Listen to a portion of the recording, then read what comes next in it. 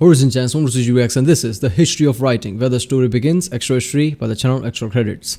Yeah, there's still article of Confederation and Barbosa series that I still have to complete. But I saw this in recommendation in my homepage. I'm like, I have to react to this. I love topics like this, right? History of writing.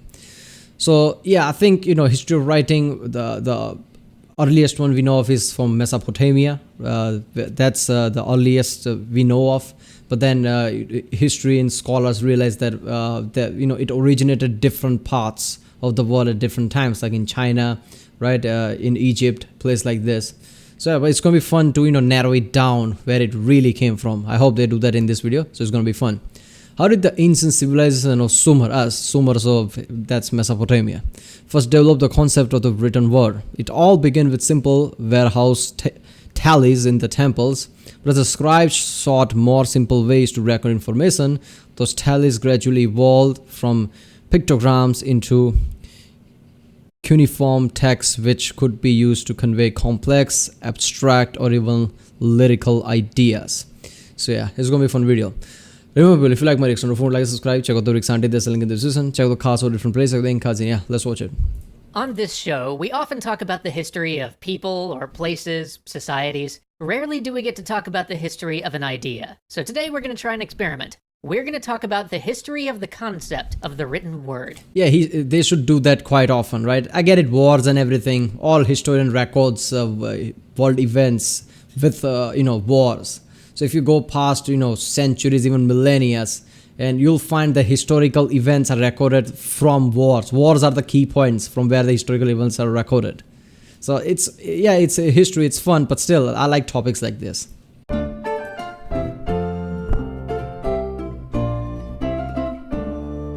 Writing is one of mankind's most enduring technologies. For 5,600 years, this ability to transmit thoughts over generations, to give instructions, to express ourselves, to communicate ideas over the gulf of space and time, has allowed us to make vast strides in our understanding of— Yeah, seriously, writing is so important. Without that, we won't be here, right? Even Newton said that any discovery are made by standing on the shoulders of the giants or something like that, which means he's saying basically all the knowledge that in history people had, I took it and expanded from there. The universe, our understanding of each other, and our understanding of ourselves. But to understand how writing began, we have to travel back to ancient Sumer, where the first widespread use of writing started.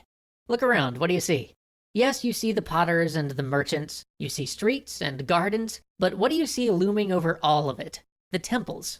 These temples play a huge part in why writing began, for you see, Sumer was the land of the world's first real cities. Not hundreds of people or thousands of people, but tens of thousands grouped together. And these cities formed city-states, bound together by the veneration of a specific set of gods. The people mastered irrigation, and the cities grew. And as the cities grew, so too did the temples to the gods. But these massive, sprawling temple complexes didn't serve only as houses of worship. No, look close. Do you see the men bringing in the clay pitchers full of grain? These temples also served as enormous warehouses, repositories for the vast wealth of the city. In good times, donations and gifts would come flooding in, and in lean times, they would be distributed back out. This system created vast wealth for the priests, but it also ensured that cities of this size could function. But we're not concerned with that, not directly. Look next to the men bringing in the grain. Do you see that man watching them? Notice how every time they bring in a jar of grain, he makes a little mark on that clay tablet he's holding. With an economy of this size, with tons of supplies moving in and out of the temple each day, they needed to keep records somehow, and that is exactly what he's doing.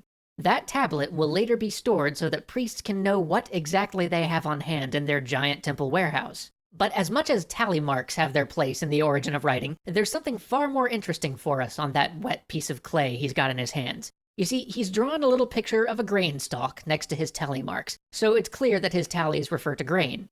Well, over the generations, that nice little drawing of grain would get simpler, more abstracted. Scribes looking for quicker and easier ways to note common goods wouldn't laboriously draw every single item coming into the temple, but instead came to an agreed-upon set of more symbolic representations for the goods flowing into the holy places. And you can see how somebody might quickly realize that those symbols could represent not only the concept of something, but the word itself. And that's exactly what happened.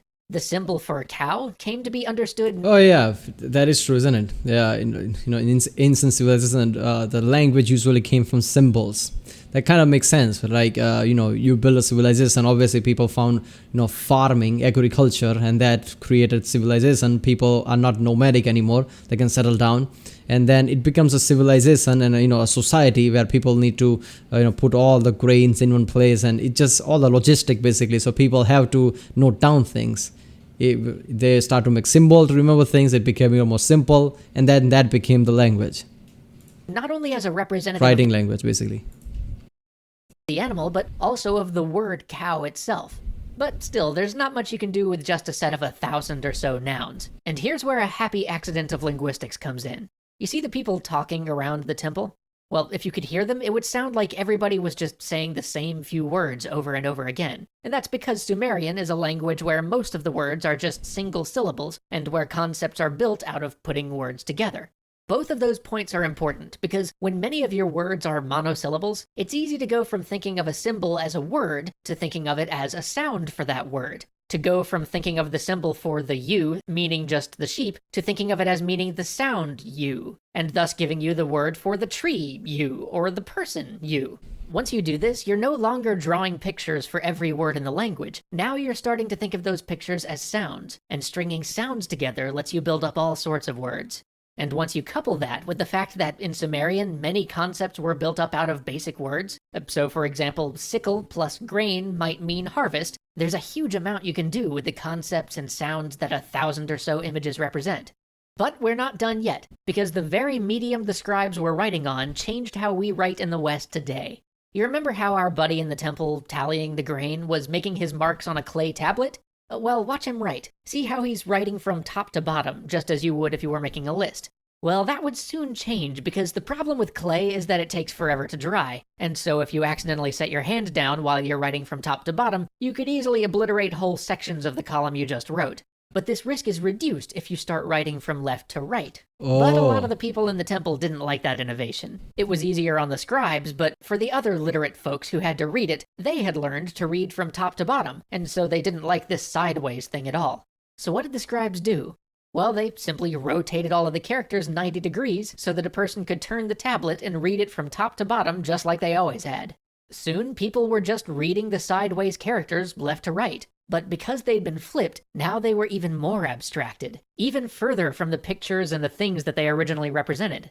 This writing system was then adopted by the neighboring Akkadians and Elamites, who abstracted it even further. Determinatives, or little markers to designate what part of speech something was in case it was ambiguous, also got added. And now Damn, okay, I never thought of it like that. So that's why all the Chinese letters and things are, straight, written straight rather than left to right. Because it started like that, from, marking down lists to making a language. Now you've got a real writing system.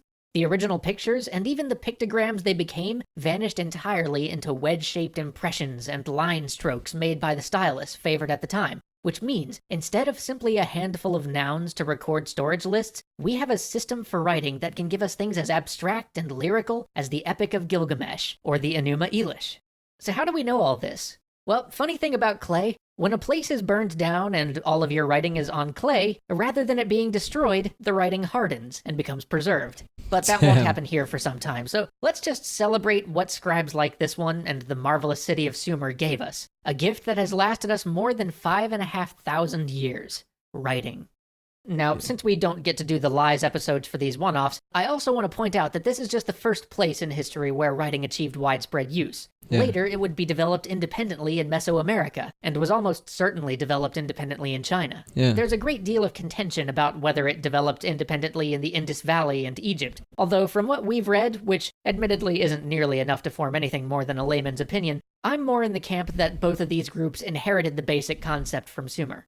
And I mean, ancient, Mesopotamia civilization, basically lots of things you can track to that, so it's not surprising that that's where it started.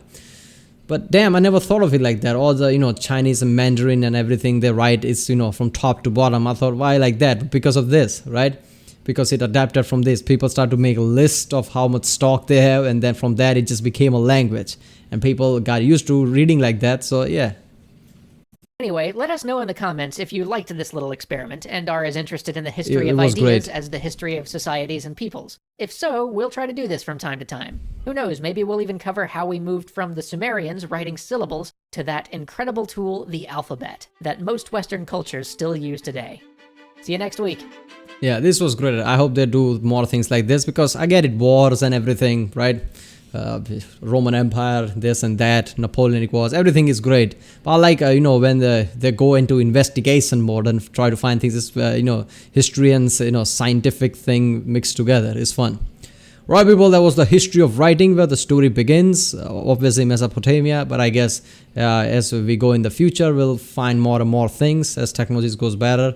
We decipher things better. We might realize, oh, look at that, there was also another civilization that came up with it. So yeah, if you like my reaction, don't forget to like and subscribe. Check out the Rick Sanity. There's a link in the description. Check out the class or place of the cards. And yeah, I'll see you next time.